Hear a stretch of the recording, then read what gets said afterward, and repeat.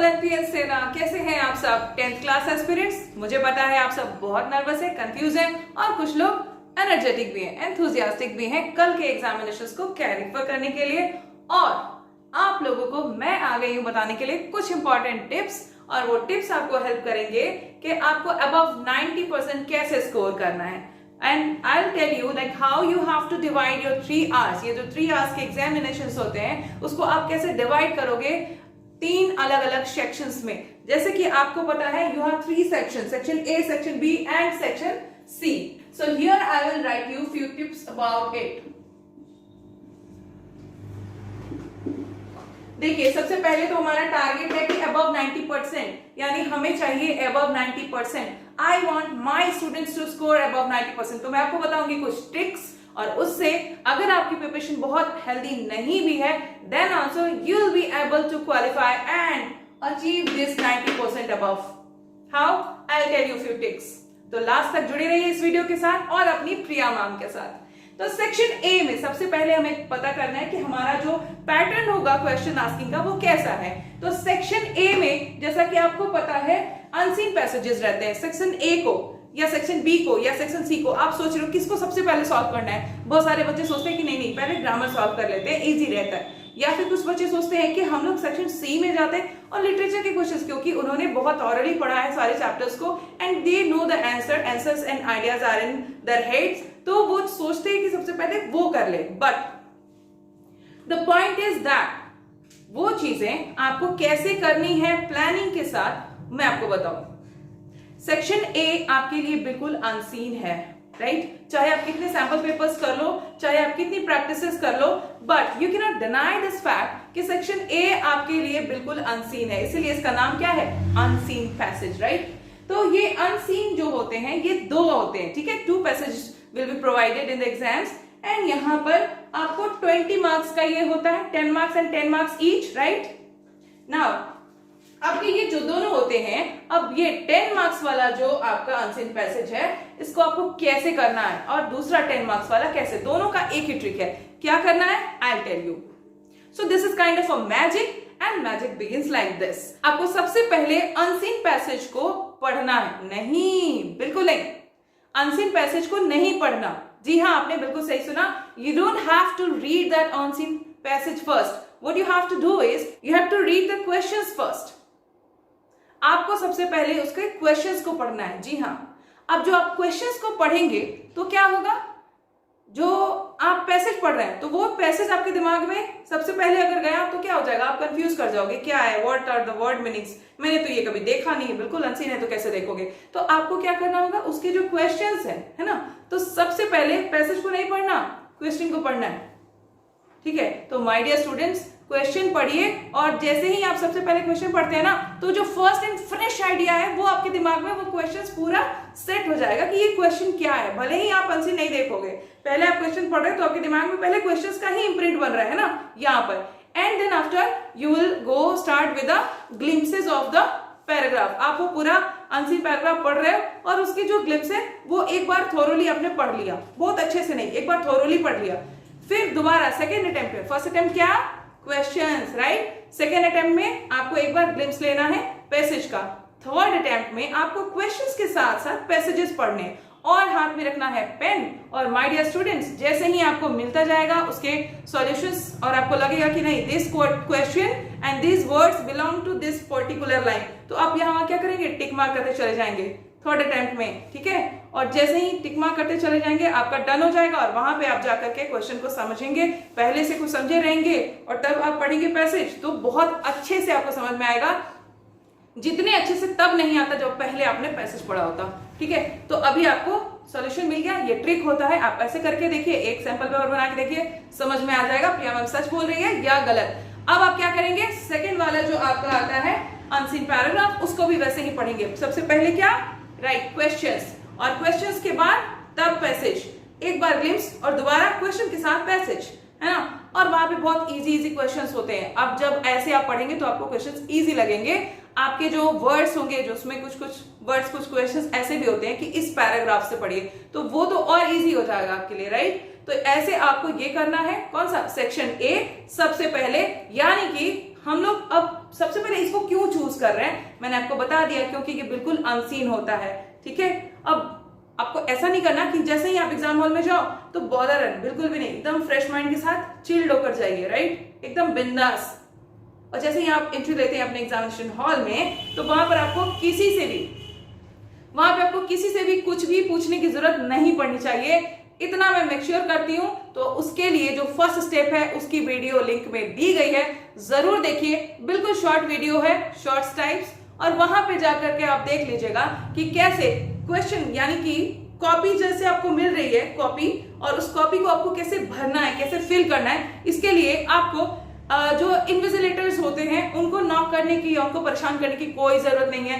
और क्योंकि आपको पता है वहां पे इतना टाइम नहीं होता कि कोई आपको इंडिविजुअली बहुत अच्छे से समझाए, तो गलतियां हो जाती हैं, कॉपी पेंडिंग भी जा सकती है। तो इसलिए क्या करना है, आपको केयरफुली उस वीडियो को देखिए, उसमें बताया गया है। अब चलते हैं, यहां पे बात करते हैं कि अनसीन पैसेज हमने पहले क्यों चुना, क्योंकि ये हमारे लिए अनसीन था और हमें हमारा पूरा टाइम बचाना है, सिक्योर करना है। तो इस तरीके से, इसी ट्रिक के साथ आप इसको बनाएंगे। इसका टारगेट रहता है 35 to 40 मिनट। जी हाँ, 35 से 40 मिनट्स आपको इसको देने ही पड़ेंगे। 2 अनसीन पैसेजेस आते हैं, लेकिन उससे ज्यादा एक्सटेंड नहीं कीजिएगा। तो दिमाग में प्रेशर नहीं लेना, बस वो ट्रिक यूज करना है, it will go like smoothly. अब यहाँ पे क्या करना है, ये आपका डन हो चुका है, बट ये फर्स्ट अटेम्प्ट है ना, तो इसको हमने जान लिया कि ये क्या बन रहा है हमारा, in first attempt. Yes, you have to solve this section A in first attempt. Second attempt में आपको क्या बी करना है? नहीं, बिल्कुल भी नहीं। सेकेंड अटेम्प्ट में आपके पास 30 to 40 मिनट्स का टाइम टारगेट सेट करके आपको वो सेक्शन बनाना है जो आपके लिए बिल्कुल ब्रेड एंड बटर हो गया है, क्योंकि आप वो डेली यूज में कर रहे हो। व्हाई? बिकॉज आप डेली क्वेश्चंस आंसर्स, टीचर्स जो हम लोग लेक्चर्स प्रोवाइड करते हैं, एंड जो भी आप जहां से भी पढ़े हो, आपके पूरे चैप्टर्स, आपके दिमाग में आइडियाज हैं, लिखने में प्रॉब्लम है, वो भी ट्रिक बताऊंगी, डोंट वरी। ये देखिए, सबसे पहले सेक्शन सी सेकेंड टाइम, जब सेक्शन ए के बाद सेकेंड अटेम्प्ट हमारा क्या होगा, सेक्शन सी। वाई?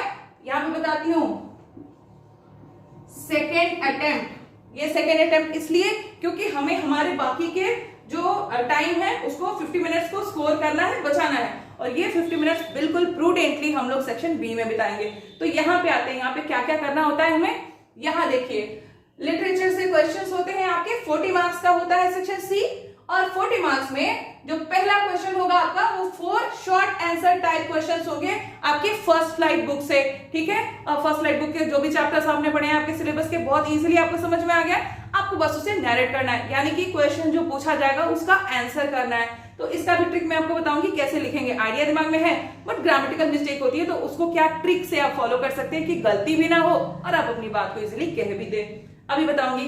पहले इसको फॉर्मेट समझ लेते हैं। तो हमारा जो पहला होता है इसमें फर्स्ट फ्लाइट बुक से जो क्वेश्चन होता है, 4 शॉर्ट आंसर टाइप क्वेश्चंस होते हैं। इसको 4 into 3 यानी कि 12 मार्क्स का आता है क्वेश्चन। सेकेंडली आपको पूछा जाता है 2 short answer type questions from footprints without feet. जी हाँ, आपके फुटप्रिंट विदाउट फीट से आता है 2 short answer type question, 2 into 3 यानी कि 6 मार्क्स का। अब थर्डली आपको लॉन्ग आंसर टाइप क्वेश्चन रहता है, कितना? 1 लॉन्ग आंसर टाइप, सिर्फ एक, 6 मार्क्स का। वो कहां से? From first flight book. तो ये आपको थोड़ा ब्रीफली एक्सप्लेन करना होता है, नॉट इन ब्रीफ, छोटा नहीं, ब्रीफली, ओके। तो ये 6 मार्क्स का यहां से आपने उठा लिया। 4 मार्क्स का आपका एक और 1 लॉन्ग आंसर टाइप क्वेश्चन किससे रहता है? फुटप्रिंट विदाउट फीट से, वो भी 6 मार्क्स का, ओके। तो ये आप बहुत इजीली कर जाओगे क्योंकि आपके दिमाग में आइडियाज है। ट्रिक अभी बताती हूँ। नाउ 10 मार्क्स, ये आपको 5 प्रोज या ड्रामा से, और 5 हो गए आपके पोएट्री से, ओके। नाउ ये ट्रिक क्या थी? ट्रिक ये थी, ये देखिए, जो भी आंसर्स और आइडियाज आपके दिमाग में है, जो भी क्वेश्चन पूछता है, what ever is the language of the question, you know the answer, right? I know, you know. तो अभी आपको क्या करना है, उसको अपने लैंग्वेज में डिलीवर करना है। क्या करेंगे? अगर टेंस में प्रॉब्लम है तो just use a simple trick, जो भी आप बता रहे हैं, क्वेश्चन का मोड देखिएगा। जैसे अगर डज से पूछता हो, ठीक है, तो इसका मतलब सिंपल प्रेजेंट क्वेश्चन है, तो आंसर भी सिंपल प्रेजेंट में करेंगे, राइट? सिंपल प्रेजेंट का क्वेश्चन है तो आंसर भी सिंपल प्रेजेंट में रहेगा। और अगर पास्ट का क्वेश्चन है, डिड लगा हो, है ना, तो पास्ट के क्वेश्चन को भी हम लोग क्या करेंगे? Subject plus V2 plus object, ठीक है। सिंपल प्रेजेंट है तो सिंपल प्रेजेंट में आंसर, और क्वेश्चन अगर आपका आता है सिंपल पास्ट का तो subject plus V2 plus object. ये होता है आपका ट्रिक। ऐसे ही लिखना है सिंपल, बिल्कुल भी कोई प्रॉब्लम नहीं होनी चाहिए, मुझे नहीं लगता प्रॉब्लम होगी। You can do it. Now ये तो आपका हो गया सेक्शन सी, जो कि आपको सेकेंड अटेम्प्ट में आपने करा। कितने मिनट्स आपको इसमें स्पेंड करने हैं? 30 to 40 मिनट्स, उससे ज्यादा स्पेंड मत कीजिएगा। अब आपके पास काफी सारा टाइम बचेगा। अब आपके पास बचे 1 घंटे 40 minute, 1 and 40 minutes, 1 hour and 40 minutes, यानी 50-50 मिनट्स का आप डिवाइड कर सकते हो राइटिंग में और ग्रामर में। बहुत इजी रहा ना, एकदम फ्लोलेस, आपको पता ही नहीं चलेगा आप कैसे एग्जाम दे दोगे। तो यहाँ पे देखो राइटिंग सेक्शन, हमारा सेक्शन बी सबसे लास्ट में, यानी हमारा थर्ड अटेम्प्ट होना चाहिए। ठीक है, इस फॉलो करना इसको, इन थर्ड अटेम्प्ट। अब क्यों मैंने यहाँ पर थर्ड अटेम्प्ट बोला? वाई? बिकॉज आप जानते हो ये अनसीन था और ये आपको पहले से पता था। यहाँ पर आपकी राइटिंग स्किल को अच्छे से चेक किया जाता है, यानी कि 2 टाइप के क्वेश्चंस होते हैं, एक होता है राइटिंग स्किल, दूसरा होता है ग्रामर। राइटिंग स्किल के क्वेश्चंस आपके होंगे, राइटिंग में आपसे पूछा जाएगा या तो फॉर्मल या इनफॉर्मल लेटर। फॉर्मल ही आता है मेनली, फॉर्मल लेटर्स उसके भी ट्रिक बताऊंगी। ठीक है, और दूसरा आपसे पूछा जाता है एनालिटिकल पैराग्राफ और स्टोरी राइटिंग, राइट। तो यहाँ पर राइटिंग से 2 सेक्शंस होंगे, 100 to 120 वर्ड्स में आपको फॉर्मल लेटर लिखना होगा 5 मार्क्स का। ठीक है, उसको भी बताऊंगी कैसे लिखना है। एंड 200 to 250 वर्ड्स में आपको या तो स्टोरी या तो एनालिटिकल पैराग्राफ होगा, तो ये भी 5 मार्क्स का। बहुत इजी है, इसमें आपको कोई टेंशन ही नहीं लेनी, आपको सीधा सीधा फॉर्मेट फॉलो करना है। और ये जो एनालिटिकल पैराग्राफ या स्टोरी राइटिंग है, ये आपको इस ट्रिक से सॉल्व हो जाएगा, यानी ट्रिक नंबर 2 क्या हो गया? ट्रिक नंबर 2 भी हमारा है subject plus V2 plus object, यानी कि past form. Simple past form में आप लिखेंगे स्टोरी। दिमाग में जब आप स्टोरी लिखने जाते हैं, एनेक्डोट बनाते हैं या फिर एनालिटिकल पैराग्राफ लिखते हैं, आपको क्या करना होता है? आप पहले दिमाग के जो आइडियाज हैं उसको डेवलप कीजिए और कहीं पर रफ में पॉइंट्स लिख लीजिए। ठीक है, then you have to join those points along with the structure of tense simple past subject plus V2 plus object। जहां जरूरत पड़े नरेशन यूज कीजिएगा, नरेशन के रूल्स पता है आपको। अब यहाँ पर आ जाइए। ठीक है, ये आपका डन हो गया, ये आपका डन हो गया। 5 मार्क्स के ईच होते हैं। राइटिंग पोर्शन आपका हो जाएगा स्मूथ। अब आपका आ गया ग्रामर पोर्शन। ग्रामर में आपको क्या करना है? 10 out of 12 के क्वेश्चंस के आंसर देने पड़ते हैं। 12 क्वेश्चंस रहेंगे, 10 क्वेश्चन का आंसर देना होगा। 10 मार्क्स का बहुत इजी होगा, ये आप इजीली कर जाएंगे क्योंकि आप सबको पूरी तैयारी हो चुकी है। Now I will tell you something about this particular writing section, the formal letter. How to do your formal letter. Now आपकी कॉपी कैसी होनी चाहिए, थोड़ा सा ये समझिए। कॉपी पे जब आप लिखना स्टार्ट करते हैं तो वहां पे आप, कुछ बच्चे पूछते हैं कि first page number 1, page number 2 कहां से लिखे, पेज नंबर 3। अरे आप पेज नंबर 1 से लिखते हैं, पेज नंबर 2 से लिख सकते हैं। ठीक है, जैसे ही आपके सामने ब्लैंक पेपर स्टार्ट होता है बस लिखना स्टार्ट। ठीक है, कवर कैसे फाइल करनी है मैंने आपको बता दिया है। कवर पेज आपको कैसे फिल करनी है, डिस्क्रिप्शन में लिंक है, जाके वीडियो देखिए।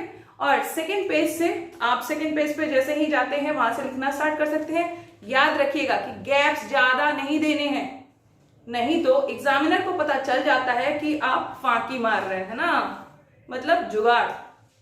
बिहारी लोग जुगाड़ में बहुत टिपिकल होते हैं, they are typical number 1 Biharis in jugaad. तो आपको यहाँ पे जुगाड़ नहीं लगाना, स्पेसेस ज्यादा नहीं देने। You just have to put your words whatever in your mind. और जब वहां पे आप इतना दिमाग में नहीं लगाते हो, जब आइडियाज आ रहे होते हैं तो आप इतना नहीं सोचते हो कि कितना स्पेस देना, बस आप लिखते चले जाते हो।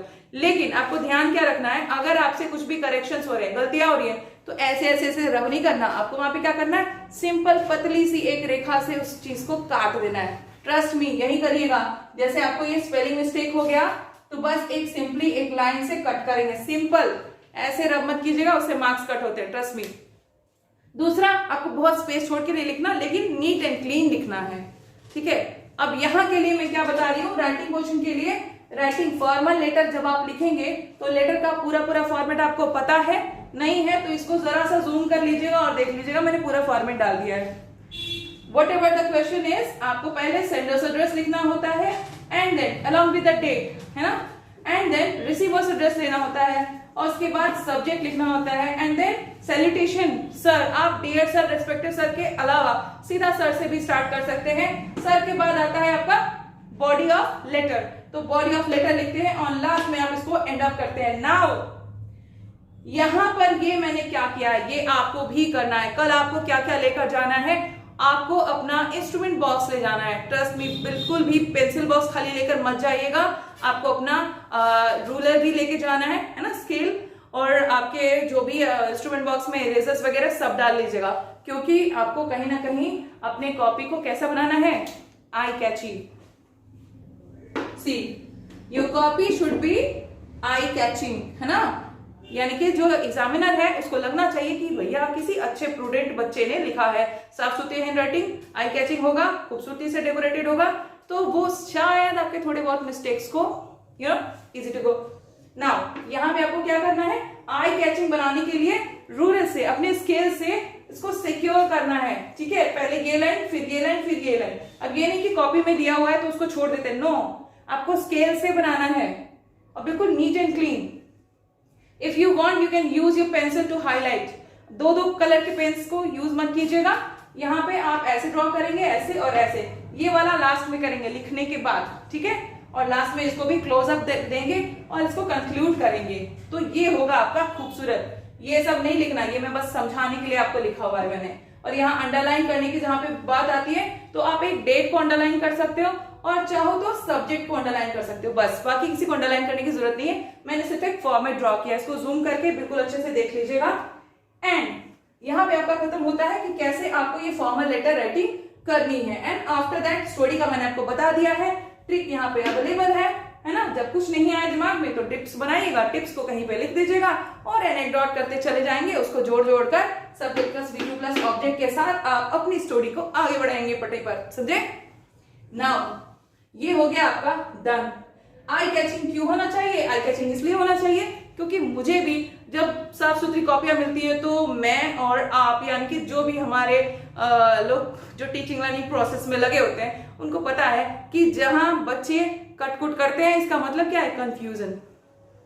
तो आपको कटकुट नहीं करना, सिंपल सा एक बारीक लाइन से उस वर्ड को कट कर ले। इन्विजिलेटर्स आपको ये सारी चीजें गाइड नहीं करेंगे, they don't have the time to guide you inside the examination hall. ठीक है, तो एग्जाम हॉल में आपको सेल्फ डिपेंडेंट बन के रहना होगा, बार बार सर मैम, ठीक है, ये कूल नहीं होता। और इससे सबसे बुराई क्या होती है ना इसमें, कि वो आपका खुद का टाइम वेस्ट होता है। ठीक है, you waste your own time by doing this things, so you have to be well prepared before. आपको एक नाइट पहले मेरा वीडियो देखिए और आप रेडी हो सकते हैं इसके लिए कि आपको कैसे स्टार्ट कैसे करना है अपना। जैसे बेल रिंग होती है क्वेश्चन डिस्ट्रीब्यूट करने की, उसके पहले आपको बहुत इजीली ट्रिक के साथ मैं बता रही हूँ। मेरे वीडियो में जरूर देखिएगा, डिस्क्रिप्शन में, वहां पे आपको पता चल जाएगा कि आपको कैसे फिलअप करना है, कोई टेंशन की बात नहीं है। ठीक है, नाउ ये आपका हो गया है डन। अब नाउ यहाँ पे टारगेट 90%। सो मुझे लगता है कि आप सबको अब कोई कंफ्यूजन नहीं होगी। बस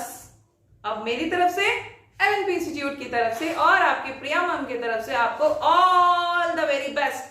go and do the magic. ठीक है, so all the best. Write me if you have any doubt. You can write me in the comment section. I'll be there for you. You can either call me. हमेशा, चाहे आप जब चाहे, आपको problem हो, जो प्रॉब्लम वाजिब हो, कंफ्यूजन आपको नहीं होना, आपको कंफ्यूज नहीं होना है। ठीक है, मैं क्या बोल रही हूँ, मैं ये कह रही हूँ कि आपको कोई भी प्रॉब्लम हो, कोई भी कंफ्यूजन हो, you can write me in the comment section और you can call me directly. Priya ma'am is always there for you, for my students, my lovely students. And now, so this particular, take the screenshot. Ta-da.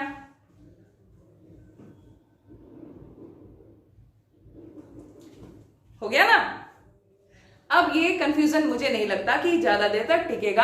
अब चला गया होगा, चला गया तो भी message कीजिए कमेंट में, और नहीं गया तो भी जो भी डाउट है या फिर पसंद नहीं आया वीडियो तो आप डिसलाइक कर सकते हैं, नो वरीज। और अगर पसंद आया तो एक लाइक दीजिएगा, और लाइक के साथ मुझे कमेंट्स की बेहद एकदम तहे दिल से वेट रहती है। तो I want to read your comments, whatever you जज about my this particular video, just write me in the comment section and I all the best for your examination tomorrow. And my dear students, don't forget to like, subscribe and share. Yes, sharing is caring, you know ना। तो आप अपने friends से इसको share कीजिए और जितना ज्यादा हो सके शेयर कीजिए, ताकि हो सके तो आपकी तरह और कोई लोग कंफ्यूज हो तो कंफ्यूजन दूर हो जाए, राइट। सो और वो वीडियो देखना मत भूलिएगा, क्योंकि आपको कल झंडा गाड़ के आना है ना। आना है ना? So हम सभी will have to be very prepared for that. So all the best and chuck the fatte. Thank you. Thanks for watching. Bye bye.